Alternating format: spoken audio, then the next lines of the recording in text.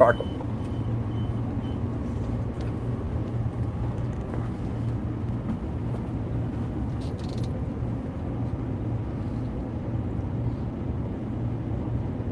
Loosen, loosen, baby. You don't have to carry the weight of the world in your muscles and bones. Let go, let go, let go. Loosen, loosen, baby. You don't have to carry the weight of the world in your muscles and bones. Let go, let go, let go. Loosen, loosen, baby. You don't have to carry the weight of the world in your muscles and bones. Let go, let go, let go. Loosen, loosen, baby. You don't have to carry the weight of the world in your muscles and bones. Let go, let go, let go. Loosen, loosen, baby. You don't have to carry the weight of the world in your muscles and bones. Let go, let go, let go. Loosen, loosen, baby. You don't have to carry the weight of the world in your muscles and bones. Let go, let go, let go. All together, let's sing. Loosen, loosen, baby. You don't have to carry the weight of the world in your muscles and bones. Let go, let go, let go. Let go, let go, let go. Let go, let go, let go. Let go, let go, let go.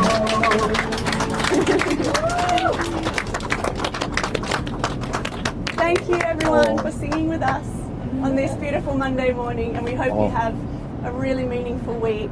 And yeah, we just wanted to start the week a bit differently. Oh, that last part really got me. Yes. I didn't know that.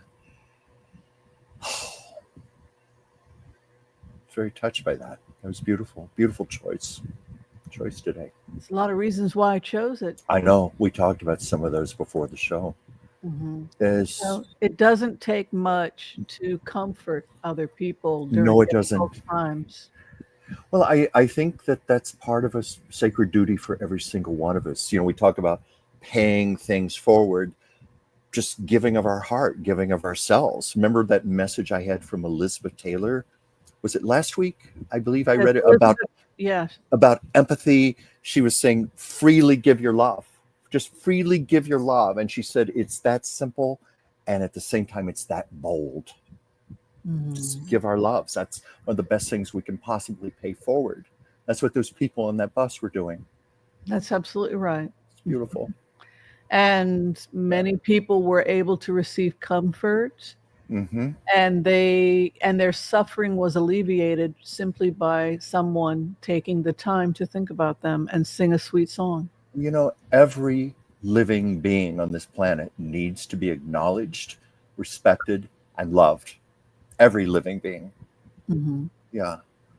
And these are difficult times, aren't they? They most certainly are. You know, we've talked about this many times on the show. As you know, I talk to a lot of people, your clients across the country on the phone daily. I hear it. People are scared. They're worried. They're in anxiety right now over what's happening with the government. wondering what's going to happen to things like our benefits, our Medicare, our Social Security, SNAP benefits. I can go on and on with that. Yes. We've talked about it. People are scared. People are also taking encouragement and empowerment, but they're frightened. Yeah, and I had talked last week about the increase in these types of videos that are being produced, where people are simply crying out for help because they don't know what to do. And here's the video I wanted to share with people. Yeah. And this is Diana Allen 5. If you can find her on TikTok and just send her some love and hugs, I think it'd mean a lot to her. Yeah. Hey TikTok, I'm just on here wondering if anybody's feeling the same way I'm feeling. I'm from Illinois, and I feel like the gas prices and the electric bills and the prices of food is just so overwhelming anymore. Like, I'm wondering if anybody else is feeling like they're drowning and they can't get out. I work overtime and I cannot get above water. I mean, I literally have no gas for next week. It was either that or get a few groceries to get by. I hit my local food pantries. I'm just wondering if anybody else feels like they're drowning.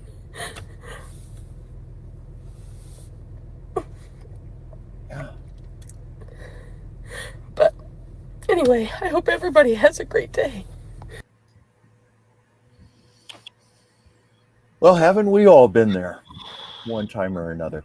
We have. Reminds me like when I was first out of college trying to support myself, and I wasn't doing a very good job of it. And my mother was horrified to see that I had lost almost 20 pounds because I couldn't afford enough food to eat. I remember that quite well. Oh my God. Yeah.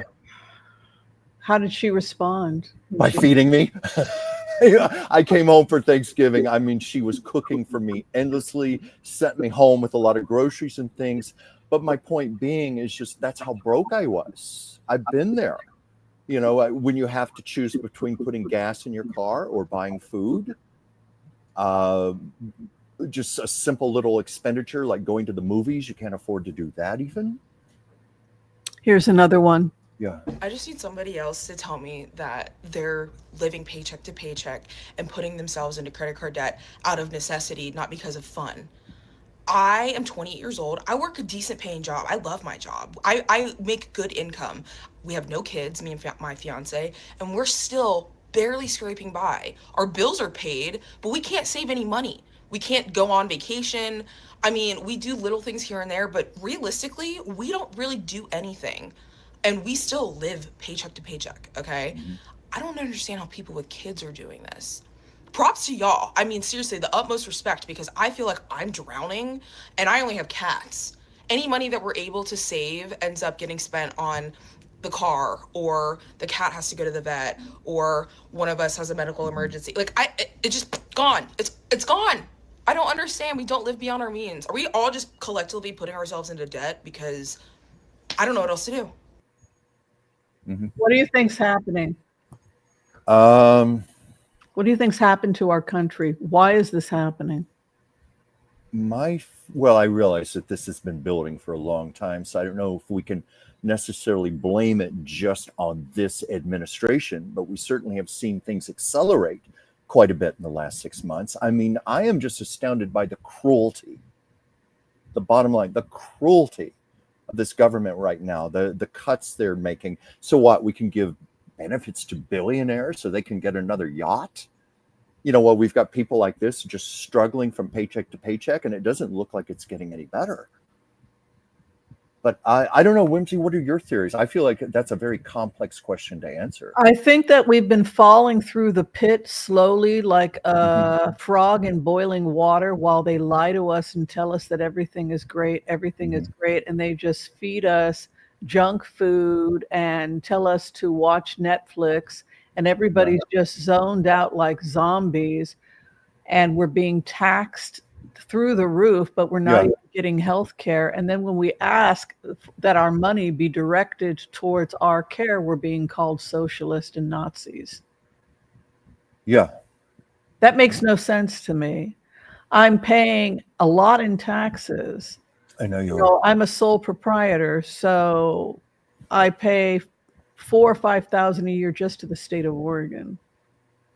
Just to work in the state of Oregon, it's $4,000 or $5,000 a year. That's absurd.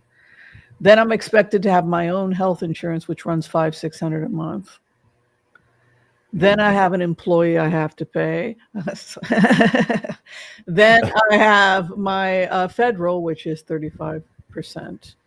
Yeah.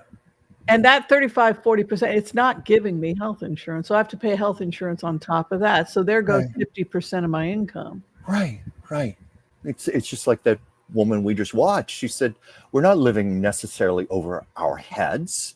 We make decent money, but it just, everything goes just for paying the bills, paying for survival. We all have those things where the car is going to break down, the cat gets sick.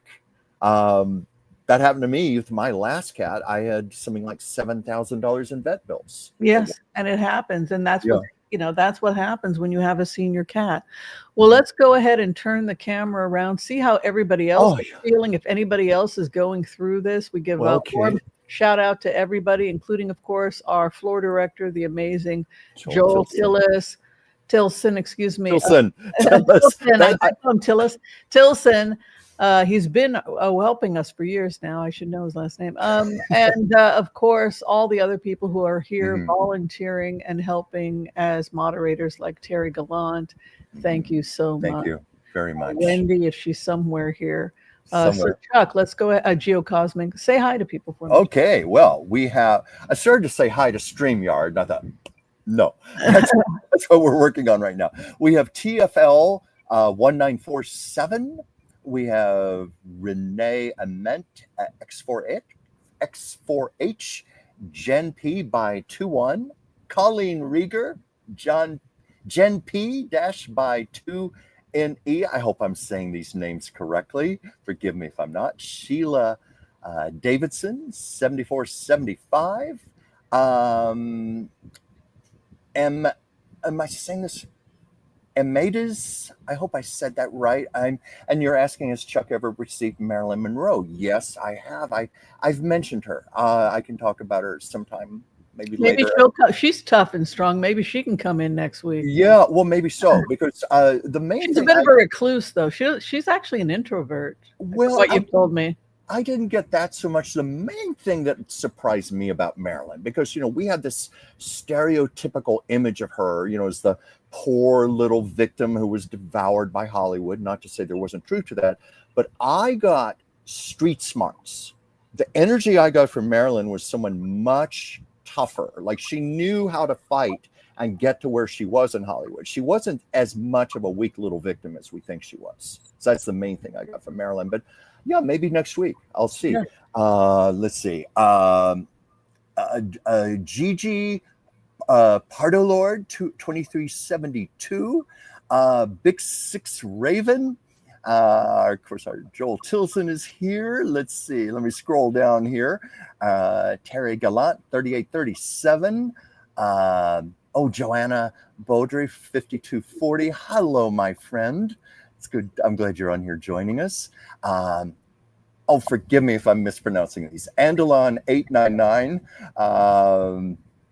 Rockin' Pony Lady. Now that I can say, and I love that name. M Theory 3. And we have Anna Martinez, RJ8RL. Wendy Burt, a major fabulous hat. Oh, goodness. Yeah. See her here. Paulette Riddle, 3776. Oh, my goodness. Eleanor Wittering, 3126. Who's happy that she's catching our show live today. Well, we're happy to have you here. Did I say Paulette Riddle, 3776? I'll say it again if I said it before. Geocosmic Valentine. I love that name so much. Well, we will continue to say hi to people as we go along. And of course, the moment has come. We have a brand new member of our family, Chuck. Excellent. Julia Pets Chow 3958 has become a member. So let's break it down. Julia Pet Chow. Pets Chow. Julia Pet Chow 3958. Julia Pets Chow 3958. Julia Pets Chow 3958. Julia Pets Chow 3958. We welcome you. We welcome you as our brand new member. Whoa. Thank you. Fairy or angel, we gotta know. Shake that tambourine, Whimsy. Well, Chuck, have you Yes. gotten the book yet? Have you gotten the new book? I have to order the book. I will do that because I'm going to order it on Kindle. This week has been insanely busy. Yeah, you'll get it. I'll get it. So this is the book of the month. Apologies. We, if you wanted a hard copy, the hard copies are sold out. It's only available right now in Kindle, written by Sylvia Sullivan. Maybe next time around. Boy, is this. I'm looking forward to this because I'm fascinated with the topic. You know what I love about this is that she goes into detail of, you know, there's so many things we can do to connect with the previous lifetimes we've had. Yes. If you want, you know, there's meditation where you say, send me a dream about my previous incarnation, which is something I learned from a Kabbalist when I was in Israel. He would do Shabbat on the Sabbath, Friday night, when it's more spiritual, you know, and he would send an intention and then he would dream and he would imagine that he was swimming through lifetimes. Wow. Isn't that crazy? And then the rabbi would wake up, and that Saturday, you know, of the Shabbat, after Shabbat, he would tell people, you know, people would be looking for their soulmates. One time he had a dream where he was swimming through the water and he had two students, a man and a woman. The woman was in the women's education department. The man was in the men's department, and he was swimming, and her name was Eva. And he was like, hey, Eva, how you doing? And then he keeps swimming and he's like, hey, there's my student Yako. And then he saw their lifetimes together. Oh, that's your soulmate. So the next day when there was a big tish, a big dinner, he was like, you two are married. You two are husband and wife. They got married. They had like 5 kids. That's fabulous. She said she was scared out of her wits. She thought the guy was crazy. Like, what have I gotten myself into? And then, but then I met her because I was cleaning houses. I was like 22 and a house cleaner in Israel when I was going to seminary myself. And she told me the story. And she was like, well, I said, did it work? And she's like, had all these kids. She's like, well, clearly. But can you imagine that? She knew she was going to marry him when she first met him. Oh my God. Can you imagine him having a mystical experience like that? Yeah. But just meeting your soulmate like that. Yeah, absolutely amazing. So listen, Chuck, the reason why I wanted to play that song and talk about comfort and talk about the fact that we're going through so much stuff right now. Inflation is through the roof. I think vegetables are up 35%.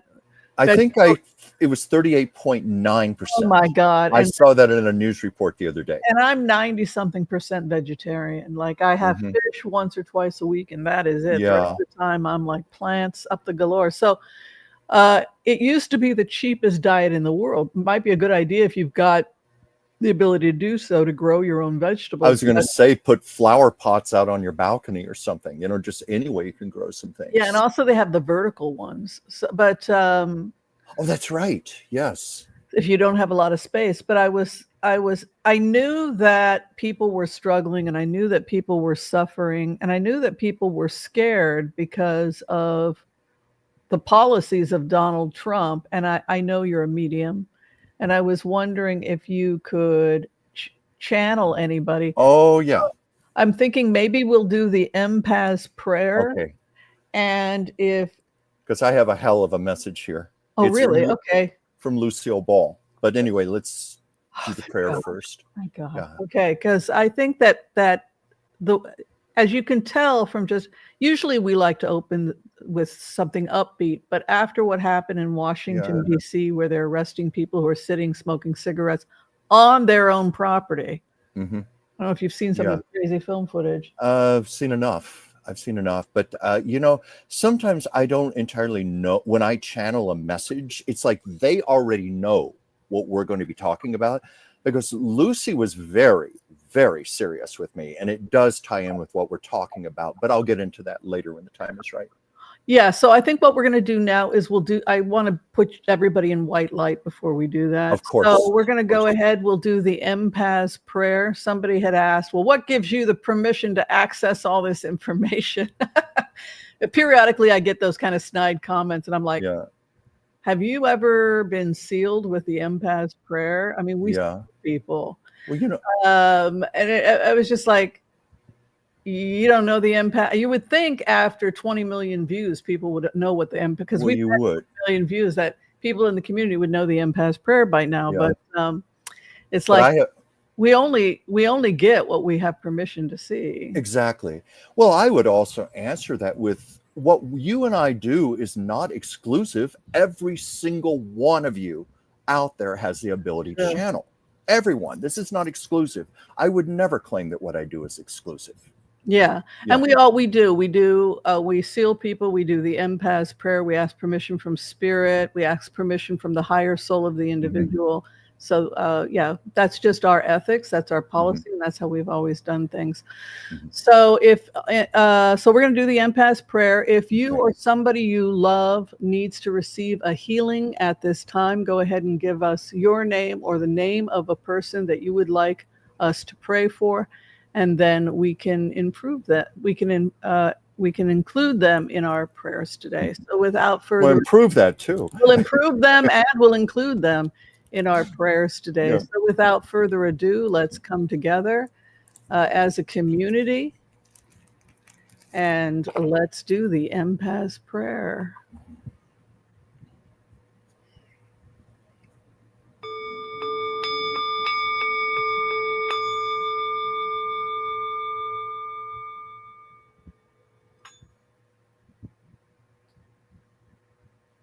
Okay.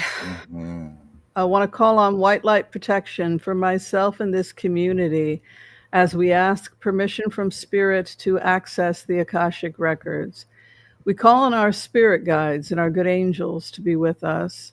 Please give us the clarity and the wisdom that is needed to empower all of us on our journeys, to make the best decisions for ourselves, our families, the planet, the people we love, but also for those we may have strife with. And together, collectively, as a community, we say, Amen. Amen. And for those people today who have requested a healing for yourselves and for those you love, we come together and we pray. We pray that you and those you love receive a perfect healing in mind, body, and in spirit. And again, together we say, Amen, Amen, Amen. Amen. May all souls be healed. May all souls be healed.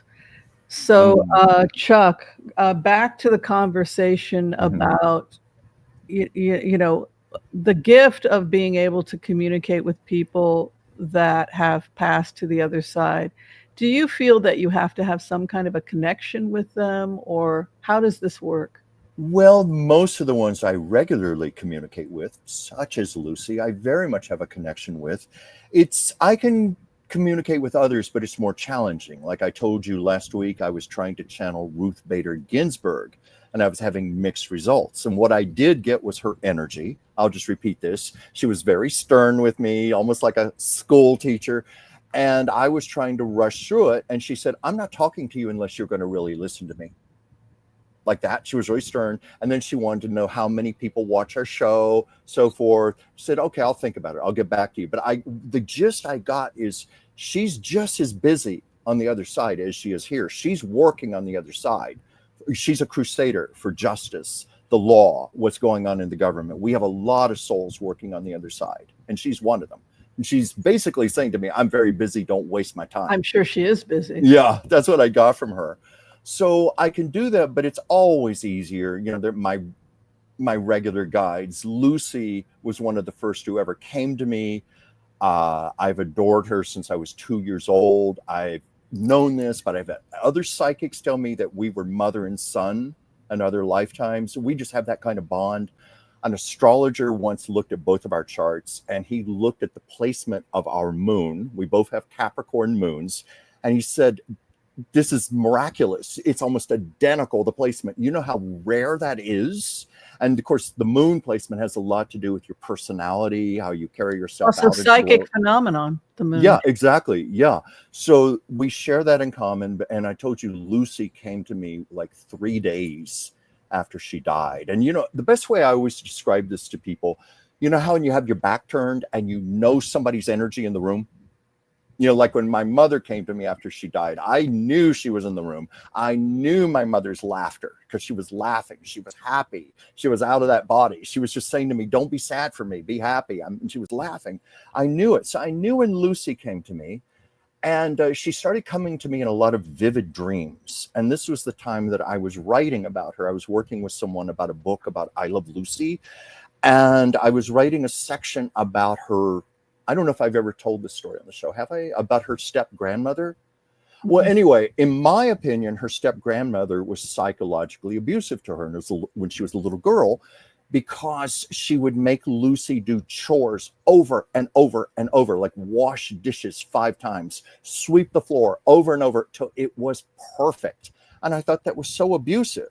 And my computer crashed. Remember back in the old days when computers would crash and you'd lose everything you'd been writing? I lost everything. Oh my God. Well, she came to me in a dream that night and she was mad. I remember those blue eyes just like blazing at me, blazing. And she said, look, I crashed your computer because I didn't like what you were writing. I loved my step-grandmother.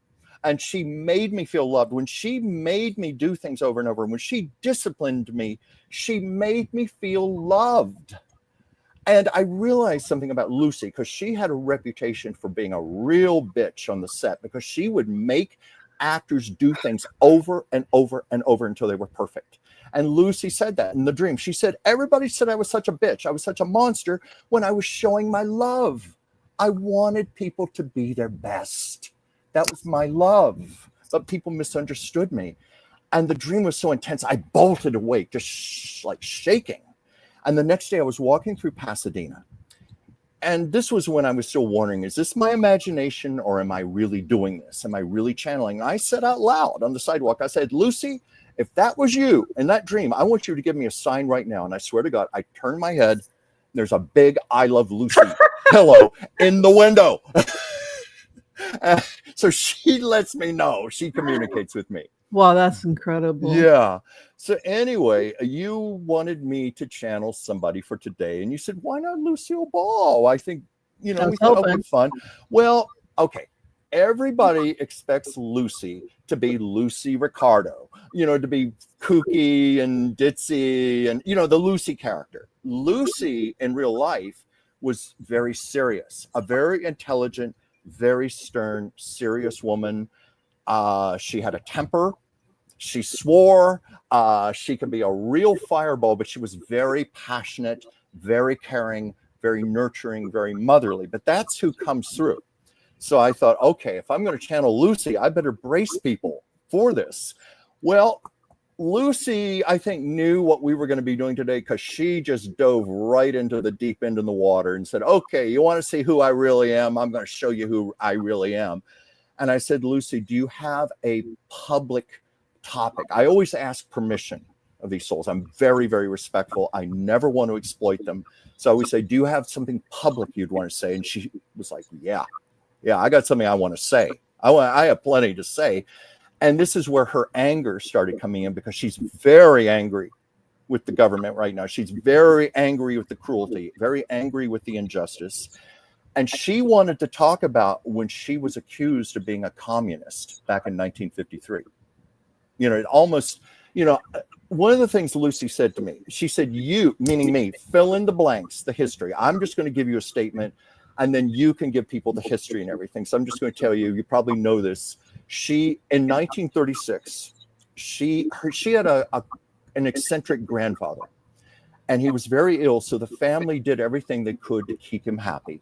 He was a socialist and a communist, and he made the entire family register as communists to vote that year in 1936. So there was a document that Lucy signed where she registered as a communist. never thought about it, forgot about it. But during the McCarthy era in the 1950s, that document resurfaced, and the government almost destroyed her. Um, most of the biographies don't go into this. I researched it very heavily. Um, they would have lost I Love Lucy. They would have lost their studio, Desilu. They were employing several hundred people. All those people would have lost their jobs. Lucy and Desi would have lost their careers. They would have lost their home.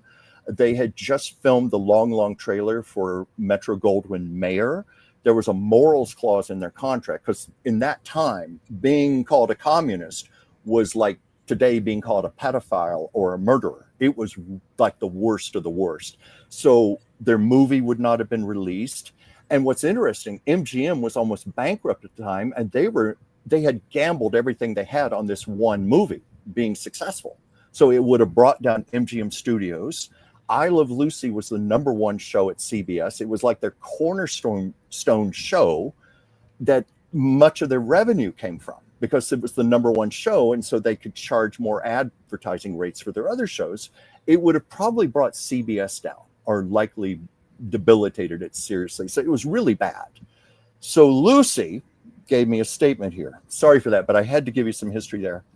Lucy said, "We can never have our liberty and security in this nation as something that can be taken for granted." Let me tell you a little story. The United States government once went after me, and in a very big way. That's right, me. Supposedly the most beloved woman in the entire nation, America's sweetheart, the #1 television comedian with millions of devoted viewers on the top-rated television show, and ultimately, that did not matter a single goddamn thing. They tried to take me down and destroy me for the sake of a diversion, to distract the American people and to send the frighteningly loud, clear message that no one, absolutely no one, was above approach. The message that no one in this country was safe, even that funny little redhead on the television screens. Our government likes to control the masses with fear. Most people today do not have any idea how close Desi and I came to having absolutely everything taken away from us. All of our hard work and achievement, our studio, our employees, hundreds of jobs, our house. We might have been forced to leave the country like Charlie Chaplin had to do the year before when he was accused of being a communist. And she made me write this in capital letters. I am still so angry over the injustice and cruelty. It was callous and shameful, the way I and others were treated as expendable commodities or pawns on a chessboard. Only it wasn't a board game. It was our lives, our foundations, our livelihoods that we had worked so very hard for. Even I Love Lucy would have ended after only 69 episodes. It never would have gone into syndication. It would have all been over. All because J. Edgar Hoover was looking for a big-name celebrity to take down and hang up to dry as an example to incite massive fear across the entire nation. An ultimate distraction from some of the real atrocities taking place in the government. I never voted again for the rest of my life into my dying day. I never wanted any affiliation with any kind of politics. And she made me write this in capital letters. If they could try to take me down, they could take you down too. And then she goes on to say, look, I'm not one to preach pessimism and doom, but please proceed with a degree of caution. Take nothing for granted, ever. Right now, it's about as bad as I have ever seen it. If I can do anything to prevent this from happening again, then it is worth my being a little extra serious in this message for you today. You need to be fighting for your rights and civil liberties more than ever before. And then she wanted me to repeat this. If it could happen to me, it most certainly could happen to you too. And then she ended it with, I love you and I care. So they won because she never voted again. So in a way they won. They beat her. Well, they didn't take away her TV show. They They didn't didn't take away her, her career. but they took away her rights as an American citizen to vote. Well, that was her choice. It They didn't take away her was it right. really her choice after what she'd been subjected to? Well, she was afraid to ever vote again. Exactly. And I've had that story confirmed. I talked to a friend of hers. She said that to him. She said the week she was accused of being a communist was the worst week of her entire life. And she said, I've never voted again. She was afraid. She didn't want any political affiliation. But I first got this message 2 nights ago. I was walking home with grocery bags. And I was like, Lucy, please, wait, let me get home. I need to write this down. She was telling me then. So I had to come home and bring her up again and reconstruct the message. But you can see her anger was coming through. The injustice, the cruelty. It's like she wants to warn you. She's saying, me, Lucille Ball, they almost brought me down. Of all people. You know, they made her a scapegoat. And by the way, that Aaron Sorkin movie, you know, the one with Nicole Kidman, Lucy hated that movie because it was filled with so many fabrications, embellishments. She didn't have a problem with the actors, but she was really angry about Aaron Sorkin. She hated it. And you know, I know that because she and I sat and watched it together. She was ranting and raving. Yeah. Well, anyway, we need to move on. I'm sorry. I know that's no. I wanted you to respond to what some of the people are saying. Yeah, because I know you were wanting funny Lucy, and like I said, she's very serious. I think that she said exactly what we needed to hear. I think so too, and she knew it. We need to wake up and see what's happening. So anyway, the comment, that's truly fascinating. I didn't realize how important that show was to the film industry as a whole. Yes, it was, because you have to remember the movie industry was largely dying in the early 50s. This is when television was a new medium and it was taking the country by storm. And I Love Lucy premiered in 1951 at the very start of all of this. And within 4 months became the #1 show on television. And it was drawing something like almost half of the nation. Half of the nation was watching this show. During commercial breaks in major cities, water levels would go down because people were going to the bathroom and flushing the toilet. That's the influence of I Love Lucy. And Joel Tilson was saying Lucy was a survivor of the Great Depression. She was not a narcissist. No, she wasn't. She worked very hard to keep her family back, help her family get back on their feet. That is true. She loved her kids. She and Desi set up a trust fund for her kids. Well, it's much, much more than that. Well, it wasn't so much the depression as, I don't know if you want me to tell the whole story, but they lost their home. You know, the home where all my artwork is in now. You know, I was commissioned to paint portraits of the Ball family in her childhood home in Celeron, New York. Yes. That's the house her family lost in 1927. It was because of Grandpa Hunt, her grandfather. Some kids were in the backyard and they were playing with a BB gun, and one of the kids got shot in the back. And because he was the adult, the family sued the Ball family for everything they had. They lost their house, they lost everything. And when Lucy came to Hollywood in 1933, the first thing she did was start saving up all of her money so the next year she could rent a house and bring her family out to Hollywood so they could all live under the same roof again. Wow. Yeah. Raymond D. Pasquale. War is when your government tells you who the enemy is. Revolution is when you figure it out yourself. Oh, that's a quote from Napoleon Bonaparte. Did Lucy really go to the other side, or she stuck in between? Oh, she went to the other side. She went to the other side. Why does she choose to be so close to this earth? Like she's able to feel human anger. That requires her to be very much in this world. Well, that's true of many of these souls in the other side. They're very much with us. Is it because are they attached for some reason to this world? I think it's more about empathy, love and empathy and caring, because these souls in the other side are often guiding us. They're working on our behalf.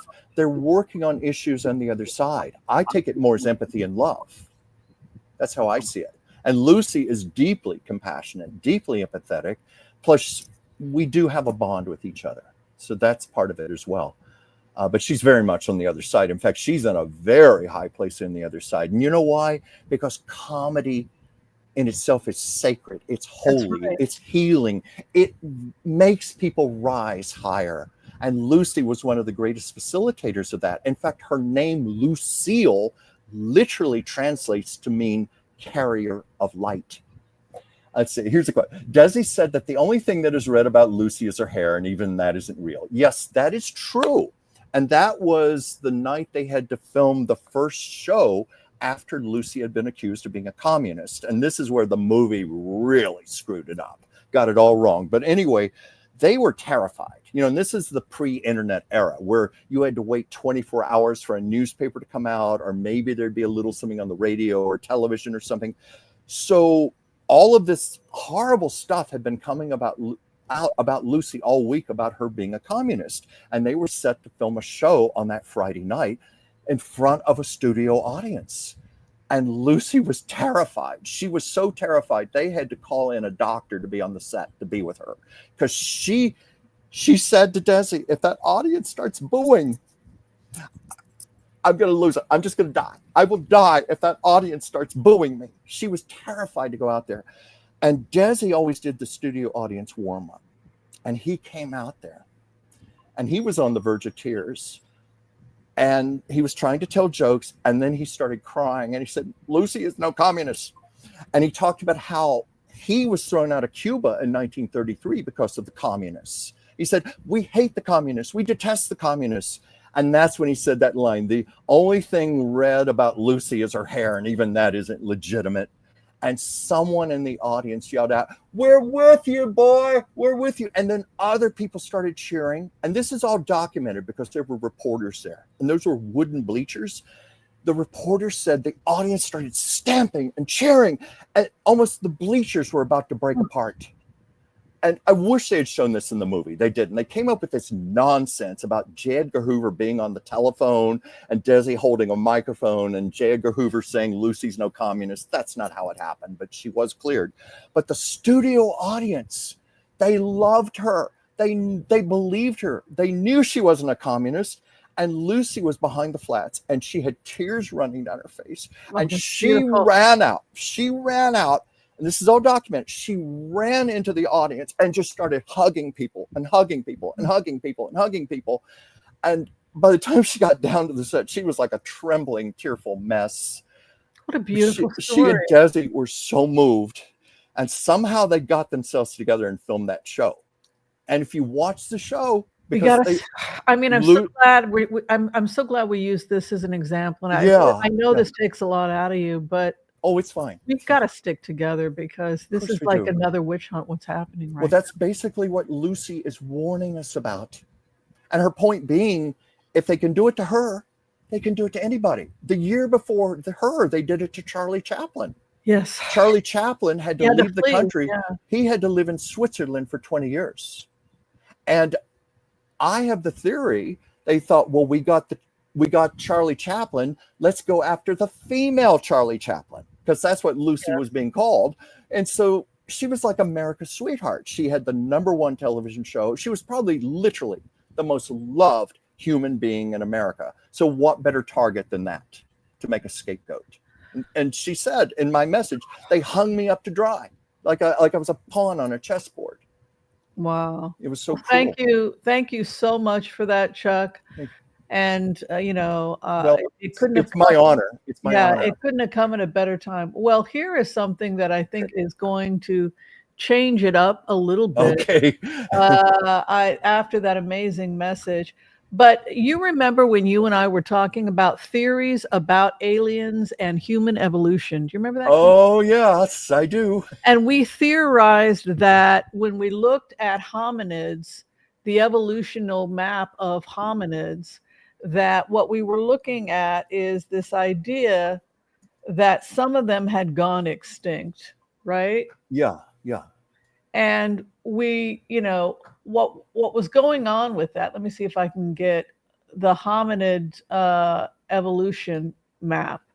But some of them had gone extinct. Like you had Australopithecus robustus, who was a vegetarian, but he did eat occasionally termites. Chocolate coated, I bet. So we just assumed they left, right? And you and I were talking, and I'm an anthropologist, so I was thinking, well, what if they didn't leave? What if they went deep into the caves? And when they went deep into the caves, they survived by cloaking. And you can see here are all the different species that we share common ancestry with. Over here, one is Homo sapien, but look at all these that went missing. Yeah. They just went missing, right? And so if they were trying to evade predation, is it possible that they simply went into the caves? Well, we had theorized that, their diet, the greens they eat, I forget, what did we talk about? Some of the things that was evidence of somebody who was maybe living in a dark cave, maybe in the Amazon, in the forests, primarily living on vegetation. Right. I remember we said they had longer fingers. Right. Their eyesight seemed to be better developed.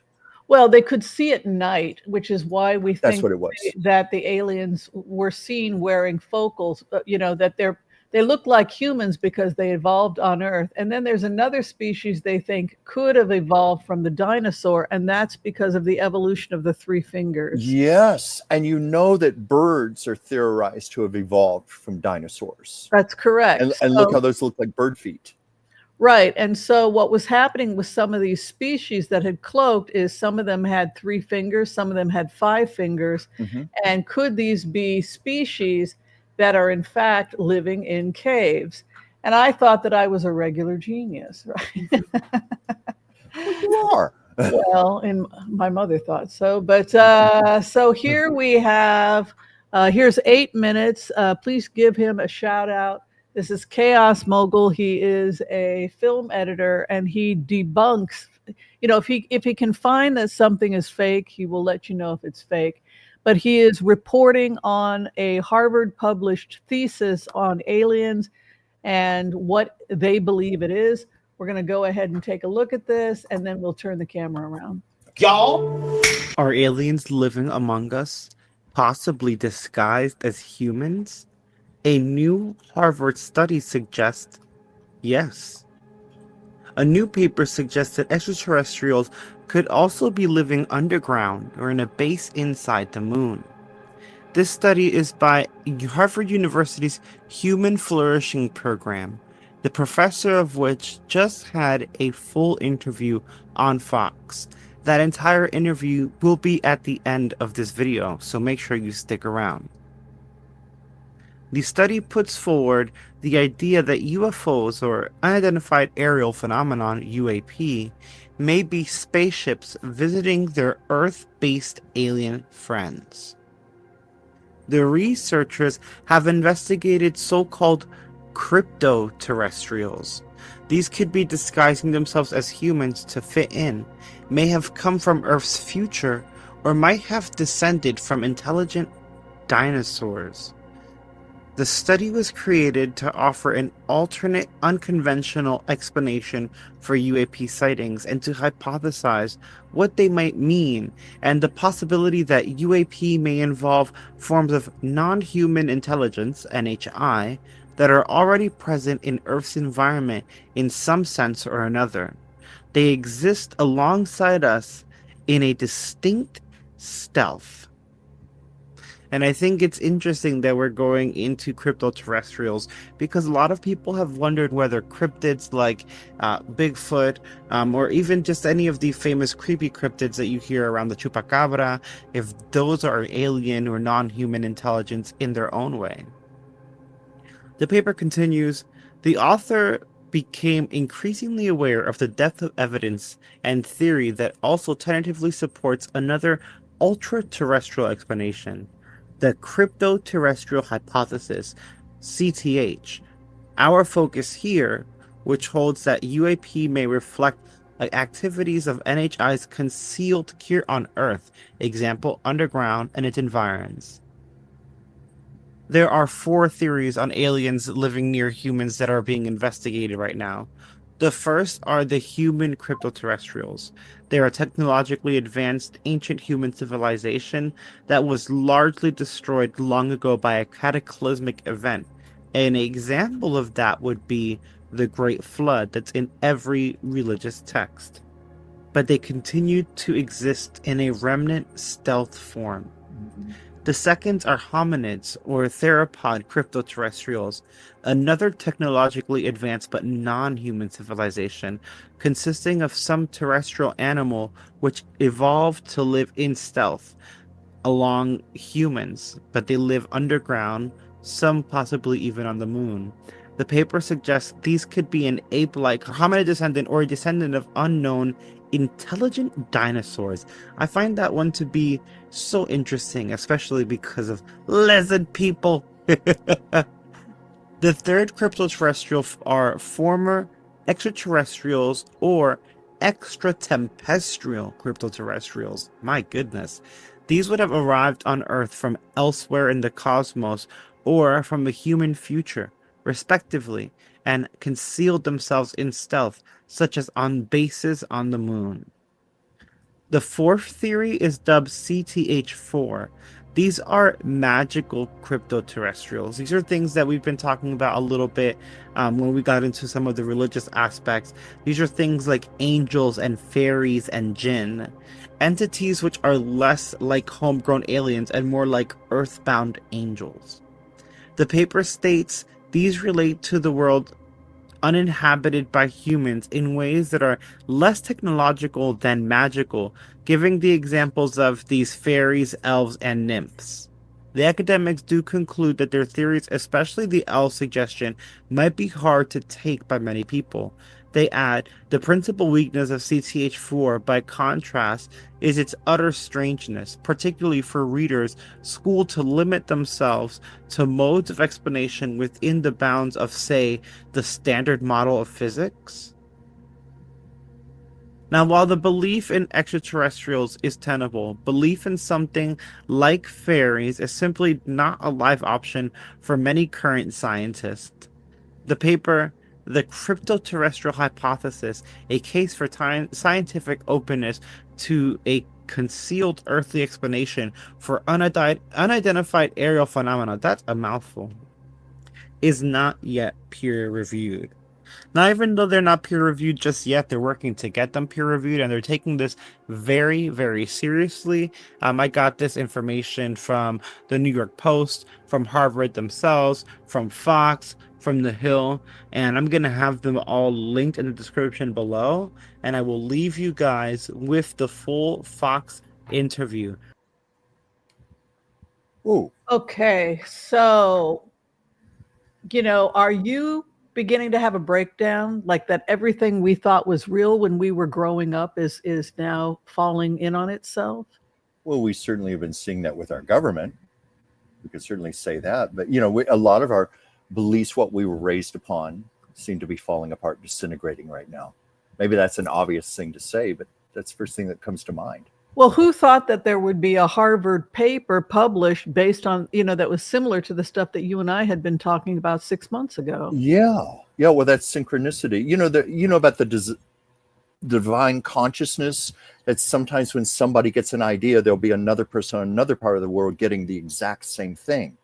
And I'm wondering if maybe in your intuitive state, you were picking up on this early before they did. Or maybe, I'm sure they were doing the research at the same time. So maybe that's what you were channeling and picking up on. No, I think I'm an anthropologist, and I just looked at it as a scientist that this was that I'd called them Homo glaucus, that it was a Homo sapien, or it was a hominid because our ancestors almost went extinct. They were being hunted into extinction on the savannas by leopards, and leopards would leave a kill site where there would be piles of bones, and they would be snacking on their lunch in some tree, chewing on a prey, and then pieces of it would fall underneath the tree. And so when archaeologists show up 2 million years later, they find the bones. And what they found was a large percentage of Australopithecus and early ancestors of humans that had two holes in the back of their heads where they had been punctured by a saber-toothed tiger and other predators, and that had eaten them and then drugged them up to the tree and was chewing on them. And then we ended up finding the bones of these Australopithecus and early hominids.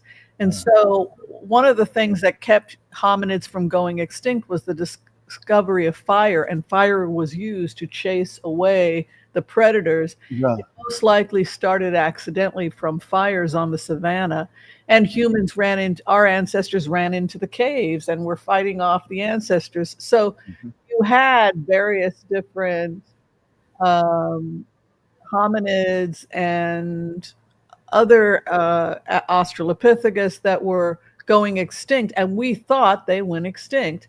But now what Harvard is saying is that they didn't go extinct. That that Bigfoot may in fact be just an ancient human. And like everybody else, he just took off and went into the cave and went into what we call stealth mode. And so as a result of him, and he's just another ancestor that we think of as extinct. He's not extinct. He's just stealth. And this is an example of him somewhere in Asia. So his sightings, there are sightings of him in Japan. There's sightings of him in Alaska. There's sightings of him in the United States. There were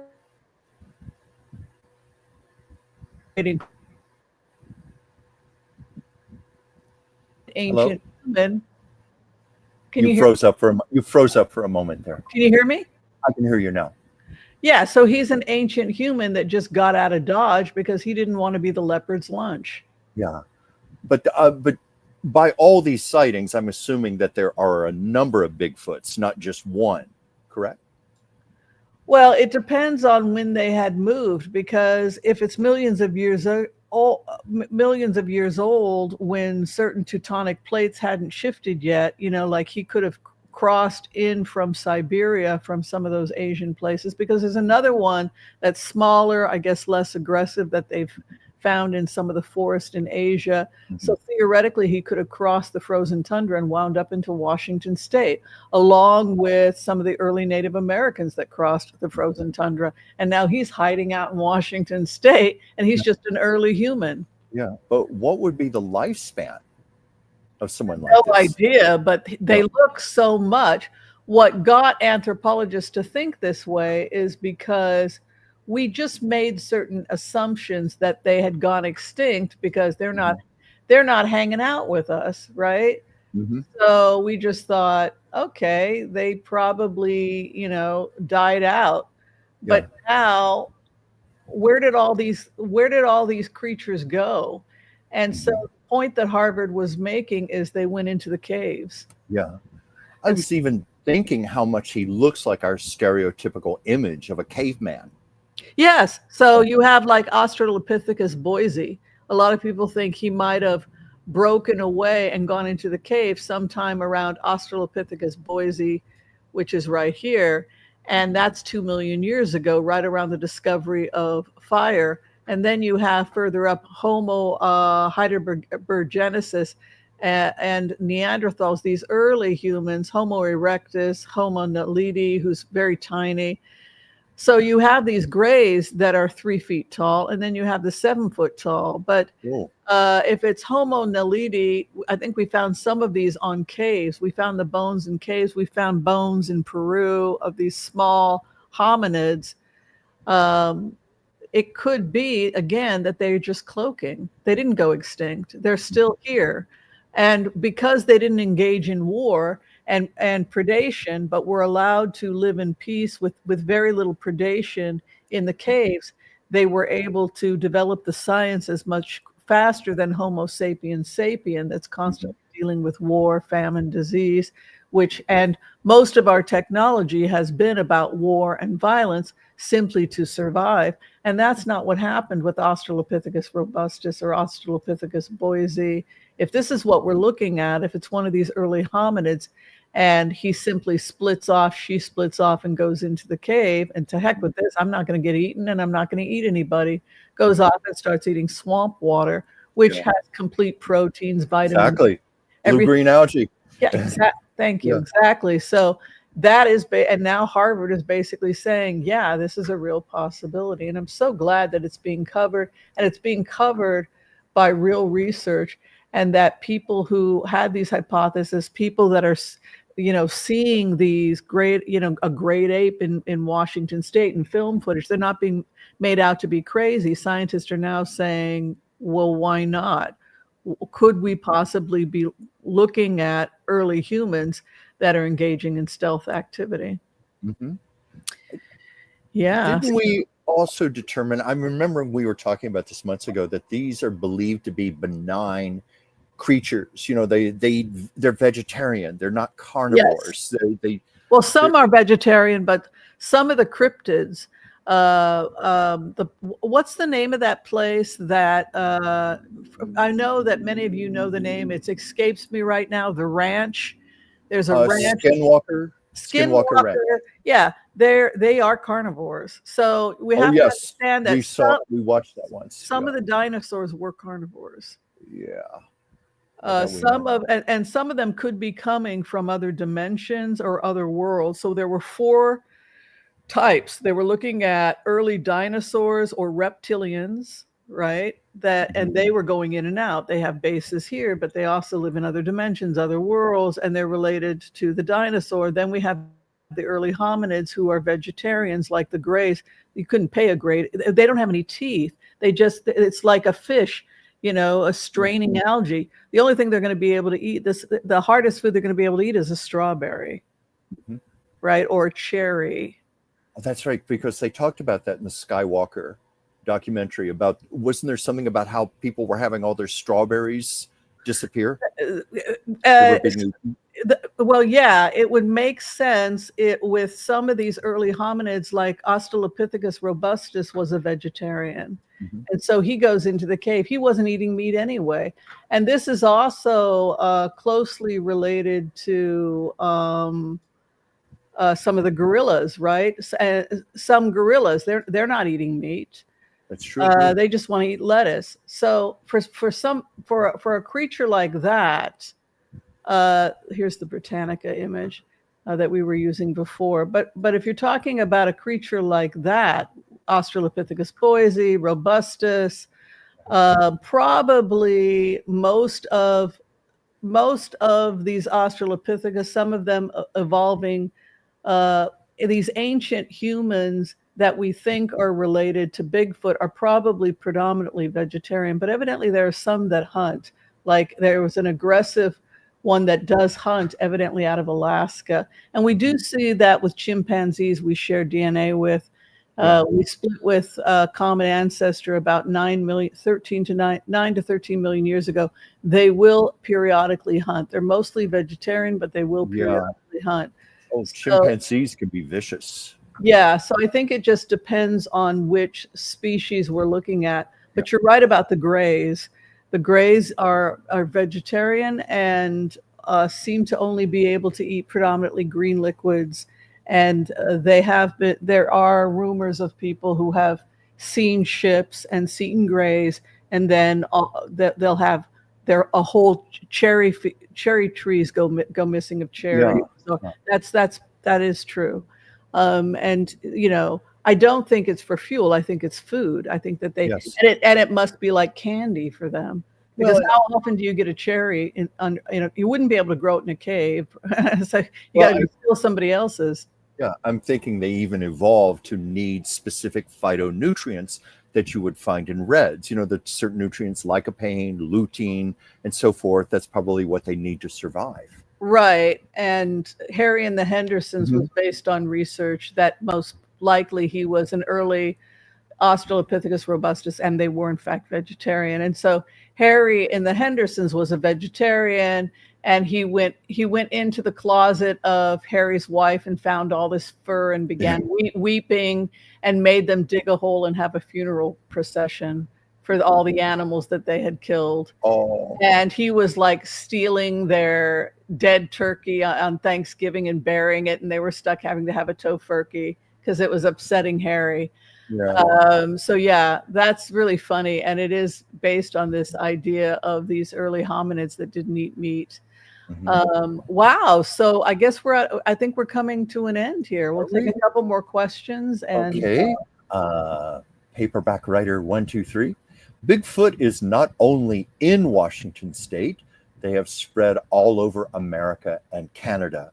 Just like we evolved, they have evolved too. Yeah, I think that's a really important point to make, which is that if you're having to change your environment, live underground, live in stealth, you're going to have to adapt what you eat. You're going to have to adapt how you live. And if you're living in different parts of the world, Peru versus, somewhere in Alaska, then it's going to be different. Yeah, and Skinwalker Ranch, the cattle, and some of the wolf breeds, the stealth wolf breeds. Yeah. Let's see, here's a comment from Geocosmic Valentine. The Oracle of Whimsy. Do you remember remote viewing the female captain of the UFO that landed in the backyard in Florida and how she got an award or a promotion for getting them out of there alive?